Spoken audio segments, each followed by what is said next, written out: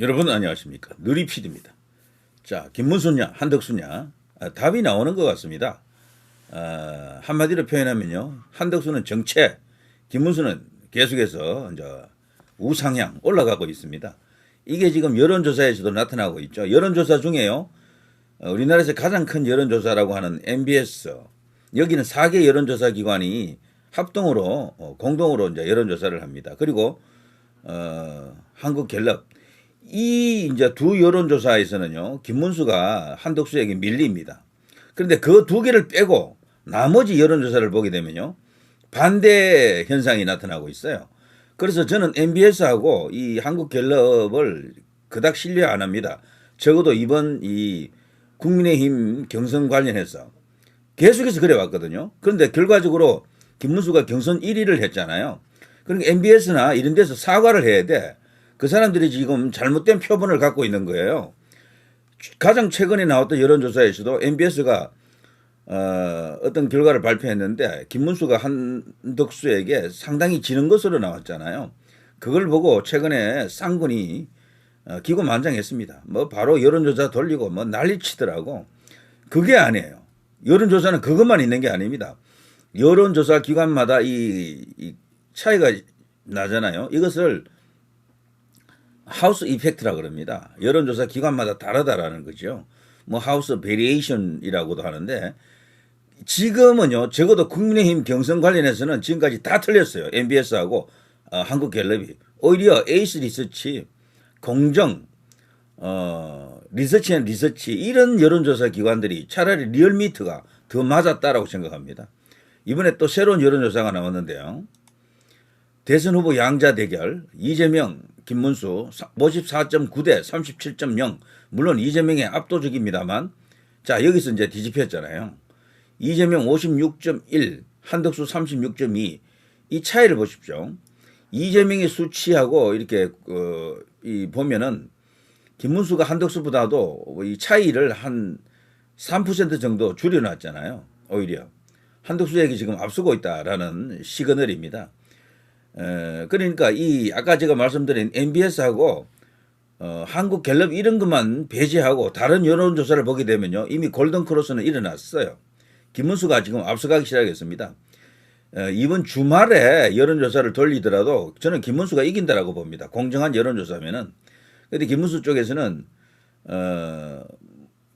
다음 주에 지금 TV 토론도 하고 여론조사를 하자 그러죠. 그거는 결과적으로 후보 등록 마감일 이후가 되겠죠. 뭐 한덕수는 이제 그렇게 되면 출마를 못 하겠죠. 자, 아무튼 상황은 이렇습니다. 여론은 뒤집히고 있어요. 결국 이제 국민의힘 공식 대선 후보인 김문수가 주도권을 쥘 수밖에 없습니다. 두 사람 사이에는 어떤 답을 찾아야 됩니다.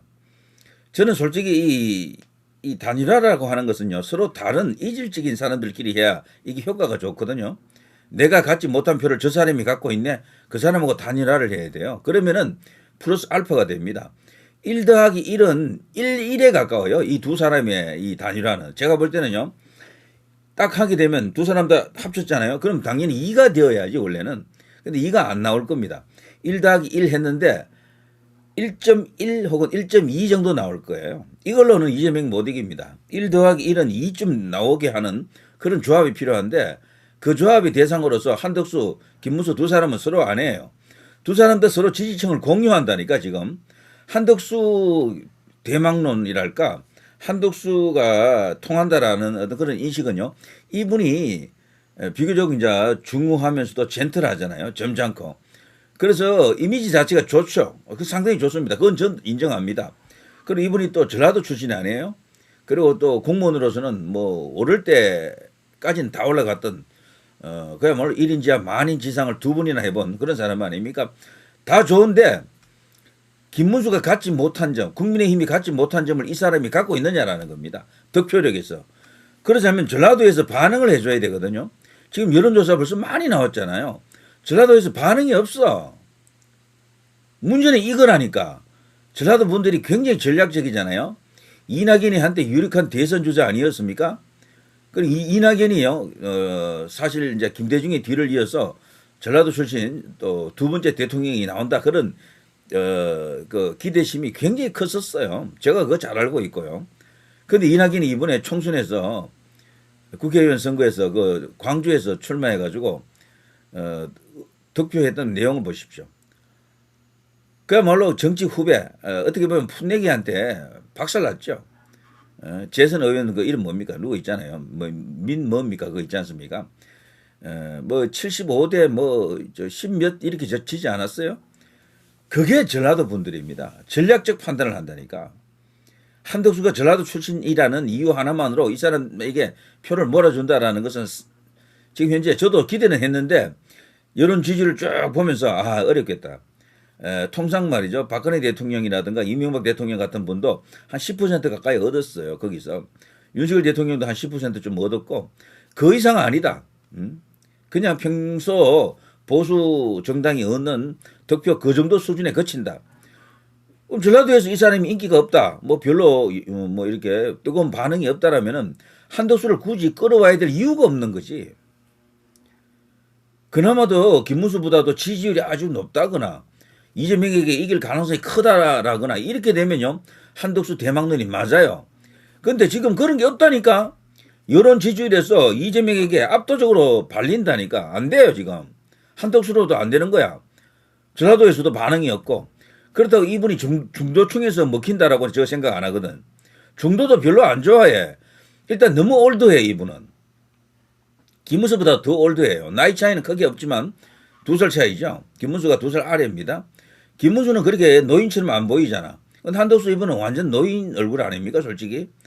그래서 지금 한덕수의 주 지지층은요. 올드한 세대들입니다. 70대 이상이 압도적으로 지지한다 그러더라고 오히려. 그러니까 확장력도 없는 거야. 중도 확장이 안 돼.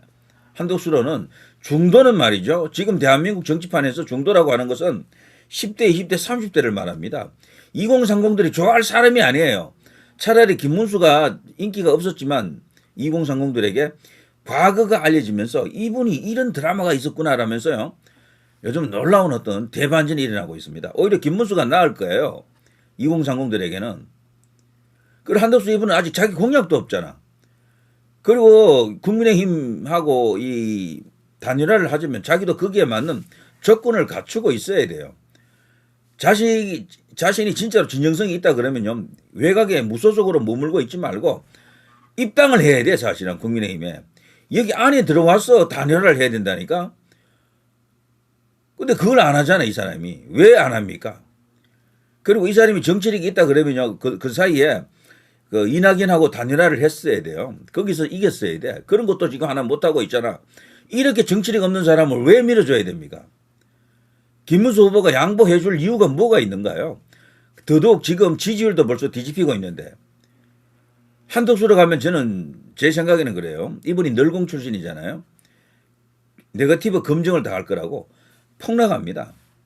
견디지 못해요. 이분들은 기본적으로 이 종이 색깔로 치면 하얀색이거든요. 깨끗해 보이죠. 근데 그거는 검증이 안 돼서 깨끗해 보이는 것일 뿐이야. 여기에 검정이라는 색깔이 들어가잖아요. 바로 그 흰 종이가 더러워집니다. 김문수 같은 분은 검증할 것도 없어요. 검증할 거는 2년밖에 없어. 그것 머리밖에 없다니까. 근데 그거는 이미 여러 번 거쳤기 때문에 파괴력이 없어요. 김문수는 오히려 그게 장점입니다. 그걸 통해서 표를 더 얻을 수 있어요 사실은. 선명한 자신의 주장이 있거든 김문수는. 한덕수 이분은 그 예민한 어떤 정치적 쟁점에 대해서 주장 없어요. 자기 주장이 없다니까. 그냥 가령 뭐 역사 이념 이런 것을 이제 들추게 되면은 민주당 인식하고 똑같은 이야기 할 겁니다. 민주당하고 5.18에 대해서 제주 4.3에 대해서 일제강점기에 대해서 뭐 우리 저 건국 뭐에 대해서 독도에 대해서 이런 이슈에 대해서요. 이분이 이야기할 수 있는 내용이 민주당하고 거의 같다라고 보시면 됩니다. 단지 장점은요. 경제에 대해서 이분이 해박하다라고 이제 보여지죠. 그래서 이재명하고 TV 토론하게 되면 경제 면에서는 상당히 우월한 어떤 지위에 설 수도 있습니다. 그렇지만 그것뿐이에요. 다른 장점이 없다니까. 국민의힘 의원들이 이 한덕수로 몰려간 이유가 지금 거의 절대 다수가 지금 한덕수를 기다리고 있다라고 보거든요. 그래서 김문수 쪽에 서 있는 국회의원들이 사실 아무도 없어요, 사실은. 지지율도 조금 높았지, 처음에는. 근데 지지율이 요즘 정체되니까 그들도 동요하고 있다 그러더라고. 국민의힘 의원들도. 한덕수가 생각 외로 안 뜬다. 지금 좀 이재명하고 막 타이트하게 갈 정도 돼야 되는데 안 올라온다라는 거지. 이렇게 되면 이제 국민의힘 의원들도 실속 찾아가지고 현실적으로 가능성 있는 쪽으로 줄을 서겠죠. 김문수 쪽으로 올 겁니다. 저는 이번 주말 넘겨버리면 그들 국회의원들 중에 상당수가 김문수 쪽으로 올 것으로 그렇게 봅니다. 자, 아무튼요. 한덕수 대망론은 이미 빛을 발했습니다. 힘이 없어요. 실체적으로 가장 핵심적인 전라도에서 반응이 없다. 중도도 떳떳 미지근하다. 뭐 그러면 한덕수를 굳이 불러와야 될 이유가 뭐가 있습니까? 있다면 딱 하나밖에 없어요. 개헌론자들, 특히 내각제. 한덕수 본인은 궁여지책으로 내각제가 아니다라고 합니다만 그거 믿는 사람 아무도 없어요. 3년 임기 주장한 이유가 뭡니까?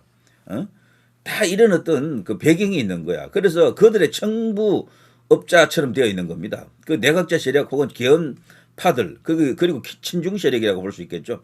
이들의 지금 백업을 받고 있는 게 아닌가 의심을 받고 있죠. 그러니 본인 스스로도 출마한다 안 한다를 결정하기 어려운 거야. 왜냐하면 불려왔으니까. 그런데 김문수는 그렇지 않습니다. 분명한 자기 주장이 있고 예측 가능한 시나리오가 있거든. 그래서 지금 이대로 가게 되면은 김문수의 압승이다. 좀 뭐 그렇게 봅니다. 자, 보시면요.